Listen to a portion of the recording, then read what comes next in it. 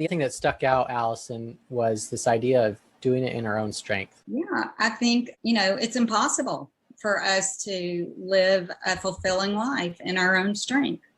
We don't have the power to do that. There is a power greater than us, which of course is our great God.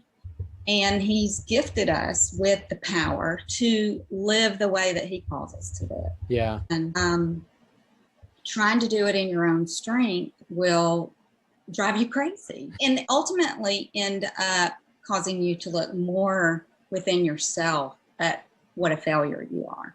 Yeah. And it's so counterintuitive to want to kind of think of a boat like rowing the oars, but at least I'm rowing even though the wind is blowing me somewhere else.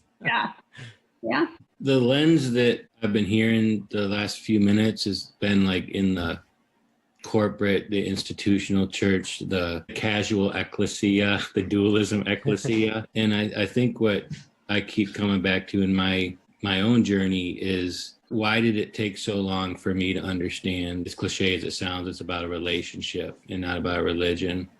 That how much more fruitful would I and the community I'm in be if we were to understand the value and the richness that comes from being known by him and knowing him, like in this like intercourse kind of way. As a 49-year-old, Christian on a census Christian, been a Christian for about 15 years. It's like, how many days in my walk that I was truly willing to be go through the crucible, did I really understand and believe that, again, cliche alert, the same power that rose Jesus from the dead is living inside of me? And if I truly believe that, which of course for me is a leap of faith, then in that I can't help but to become increasingly aware of my brokenness, my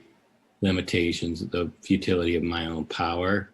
But I'm not sure that I'm not seeing that sort of paradigm prioritized in the church. Yeah, I don't want to harp too hard on the prosperity gospel, kind of prosperity church, but that's for the people that have gotten far enough to where they're saying that what God wants is for you to be rich. What God wants is for you to be happy. What God wants, right?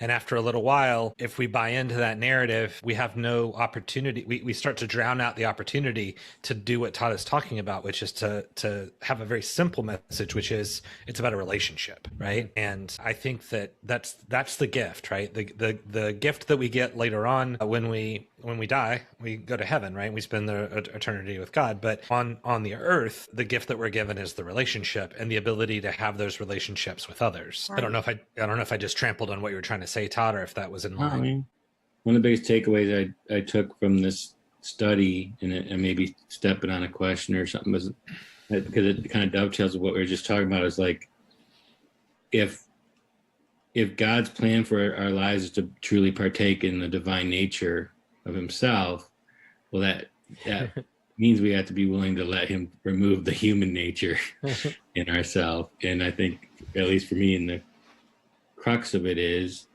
if it is a decision of the will, right? God, I want I'll trade the temporal short-term gratification accolades that come from carrying out my human nature for the eternal riches of letting you put your divine nature in me, or shaping me to be more like you. Jason could probably speak this infinitely with greater depth than I could, but it's the Neo blue pill, red pill. At that moment, it's like, which pill are you going to take? Yeah. But it's almost like when you say that the will, it's a wrestling, if you will, but it's something that could take, like, God will wrestle with us till the end. Some people, it might take 10 years to get to take the pill. Some might take the whole life. Some might take a day. I don't know. It's interesting that that submission. I think God is unrelenting in his pursuit of that for us, but he's not going to force us to do that. It's a choice. But it's not 10 years and then take the red pill. It's like hey, there's something on TV, I can choose to look at it or not. It's a moment by moment pick up. Yeah. Take that pill daily, moment by moment. That's a good way. Yeah. And I think the daily pill. Well, moment by moment, right? Like, yeah. Do I want what I want, or do I want what God wants? In conversation with my wife, kids, the things I watch, put in my body, whatever. Allison, hit it beautifully. It's like it's a battle, it's a choice, and it's not easy. And I think the church setting everything up around, like, once you accept Christ, then you're not gonna have any more issues or trouble. Mm-hmm.